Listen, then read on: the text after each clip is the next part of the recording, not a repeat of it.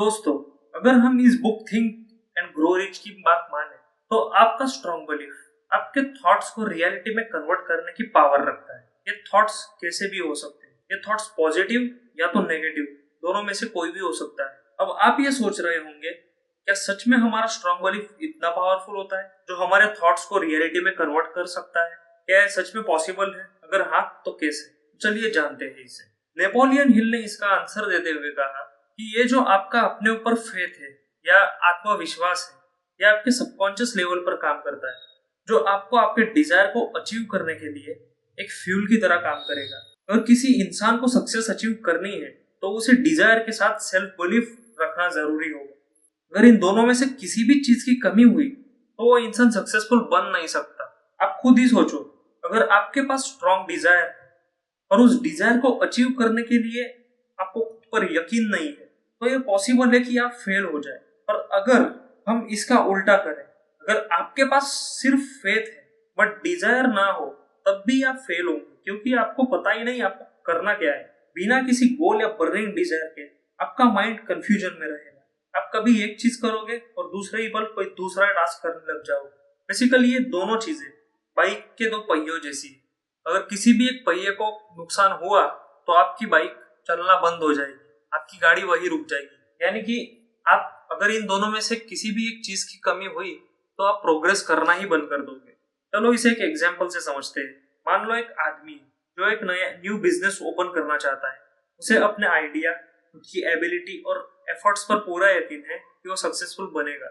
उस आदमी के पास कोई डेटा या स्टैटिस्टिक नहीं है प्रूफ करने के लिए कि उसका बिजनेस चलेगा ही, बट वो डीप डाउन उसके अंदर ये बिलीफ है कि उसका बिजनेस चलेगा। उसे खुद पर यकीन है कि उसका आइडिया काम कर जाएगा।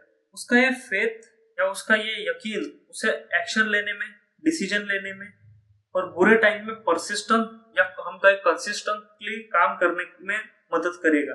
फेथ एक ऐसा पावरफुल फोर्स है जो आपको पॉजिटिव रिजल्ट्स लाने में आपकी हेल्प करेगा। खुद नेपोलियन हिल ने फेथ को फेलियर का एंटीडोट कहा। दोस्तों, आज आप कितनी भी बुरी सिचुएशन में ही क्यों ना, आपको खुद पर यकीन रखना है और अपने काम पर पूरा यकीन रखना है। आपको बस यही सोचना है कि नहीं, मैं कर सकता हूँ, चाहे कैसी भी सिचुएशन। और इसके अलावा आपको परसिस्टेंस और पेशेंस दोनों रखने हैं। फिर देखना, आपका ये जो बुरा वक्त है ना, ये भी चला जाएगा और आप लाइफ में जो चाहोगे वो अचीव करोगे। अब इस सब के बाद सबसे बड़ा सवाल है कि फेथ को डेवलप कैसे करें। तो ऑथर ने कहा है, फेथ ये आपका पॉजिटिव स्टेट ऑफ माइंड है, दूसरा कुछ नहीं। अगर आपको फेथ डेवलप करना है तो आपको ये पॉसिबल होगा अफर्मेशंस या हम कहें ऑटो सजेशन की मदद से, जो कि हमारा तीसरा प्रिंसिपल है। तो चलिए इसे समझते हैं। तो दोस्तों, ऑटो सजेशन यानी कि सेल्फ सजेशन मतलब कि आपका माइंड समय समय पर आपको एक ही पॉजिटिव थॉट या नेगेटिव थॉट रिमाइंड कराएगा या आपको सजेस्ट करेगा। ऑटो सजेशन बेसिकली आपके अंदर में चल रहे विचारों को माइंड के उस पार्ट तक पहुंचाने का काम करता है जहां पर आपके कॉन्शियस थॉट क्रिएट होते हैं, यानी कि आपके सबकॉन्शियस माइंड में। यानी ऑटो सजेशन आपके अंदर के विचारों को और आपके सबकॉन्शियस माइंड को जोड़ने का काम करता है। बेसिकली वो सबकॉन्शियस माइंड ऑटो सजेशन आपको आपके सबकॉन्शियस माइंड के साथ कम्युनिकेट करने में आपकी हेल्प करेगा। और ये थॉट्स पॉजिटिव और नेगेटिव दोनों में से कोई भी हो सकता है, और बिना ऑटो सजेशन के प्रिंसिपल के ये थॉट्स आपके सबकॉन्शियस में एंटर कर ही नहीं सकते। अगर आप एक ही थॉट को बार बार पूरे इमोशंस के साथ अपने माइंड में सोचते रहोगे, रिपीट करोगे, याद रखना मैंने इमोशंस कहा है, तो वो हमारा थॉट और लेस जस्ट से वो आइडिया आपके सबकॉन्शियस में फिट हो जाएगा। और वो आपका सबकॉन्शियस माइंड हमारे थॉट्स को रियलिटी में कन्वर्ट करने के लिए आपको अपने आप ही रास्ते बताएगा या आइडियाज देगा। इन आइडियाज को नेपोलियन हिल ने सबसे ज्यादा इंपॉर्टेंस दी है।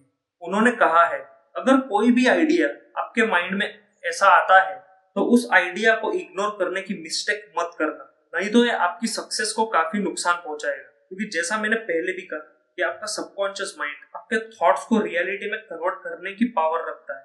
बट अब ये मत सोचना कि ये आसान है, बस अपने माइंड में ये बात डाल, बस ये सोच, पॉजिटिव सोचो और अपने डिजायर को अचीव करो। दोस्तों, अपने माइंड में ये बात डाल लो, ये सबसे मुश्किल टास्क होगा और आपको और मुझे इसे बिना हार माने पूरा करना है। ऑथर नेपोलियन हिल ने ऑटो सजेशंस के प्रिंसिपल को यूज करने के लिए सिर्फ दो ही चीजें बताई है। इन दोनों ही चीजों की वजह से, मदद से आप उसे यूज कर पाओगे, ऑटो सजेशन यूज कर पाओगे, नहीं तो आप नहीं कर पाओगे। पहली चीज है प्रैक्टिस और दूसरी चीज है परसिस्टेंस।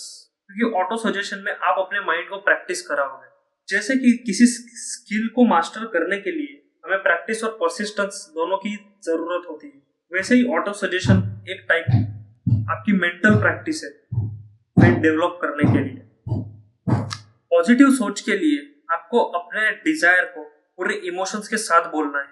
याद रखना, इमोशंस सबसे जरूरी है, क्योंकि आपके बिना इमोशंस के प्रिंसिपल काम नहीं करेगा। आपको सबकॉन्शियस माइंड में इमोशनलेस वर्ड्स आपका सबकॉन्शियस माइंड एक्सेप्ट ही नहीं करेगा, इसलिए इमोशंस सबसे जरूरी है। चलो इसे ऐसे समझते हैं, मान लो आपको एक बड़ा घर खरीदना है, या आप जैसे आपको बड़ा घर खरीदने का आपके अंदर एक डिजायर है। अगर आप इस डिजायर को अपने माइंड में बार बार पूरे इमोशन के साथ हर रोज रिपीट करोगे तो वो डिजायर आपके सबकॉन्शियस में बैठ जाएगा और आपका माइंड आपको अपने डिजायर को पूरा करने के लिए आपकी हेल्प करेगा। बस याद रखना, अपने माइंड को नेगेटिव थॉट से मत भरना। अगर वो आ भी जाए तो उन्हें इतनी इंपॉर्टेंस मत देना।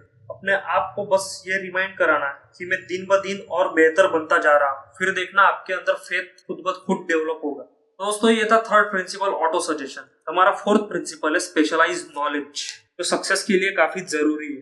दोस्तों हम बचपन से ही यही सुनते आ रहे हैं कि हम जितना नॉलेज या हम जितना सीखेंगे हम आगे चलकर उतना ही पैसा कमाएंगे। बचपन से हमारे माइंड में यही भरा जा रहा है। अगर आपके पास नॉलेज ना हो तो आप किसी फेलियर से कम नहीं है। आप सब जानते हैं, ये सच है। आपने भी अपने आप को ऐसी सिचुएशंस में पाया होगा कि आपके पेरेंट्स या आपके रिश्तेदार आपको इस टॉपिक पर लेक्चर दे रहे हो कि नॉलेज सबसे जरूरी है, पढ़ाई कर ले बेटा। मैं ये नहीं कह रहा कि आप नॉलेज लेना या कुछ सीखना बंद कर दो, बट मैं ये कहना चाहता हूँ कि आप सही नॉलेज लो। दोस्तों कई बार क्या होता है कि हम जो नॉलेज ले रहे होते हैं या हमारे पास जो नॉलेज होती है वो हमें ज्यादा फायदेमंद या काम की नहीं हो। ऑथर नेपोलियन हिल भी यही बात कहना चाहते हैं। बेसिकली नॉलेज दो टाइप की होती है, पहली एक जनरल नॉलेज, दूसरी स्पेशलाइज्ड नॉलेज। आप सब इस बात पर तो एग्री करेंगे कि अगर हमारे पास चाहे जितनी भी जनरल नॉलेज हो वो हमें ज्यादा काम नहीं आने वाली, यानी वो हमें पैसे कमाने में और सबसे ज्यादा पैसे कमाने में मदद नहीं करेगी। और दूसरी तरफ अगर आपके पास कोई स्पेशलाइज्ड नॉलेज हो तो आपको सक्सेस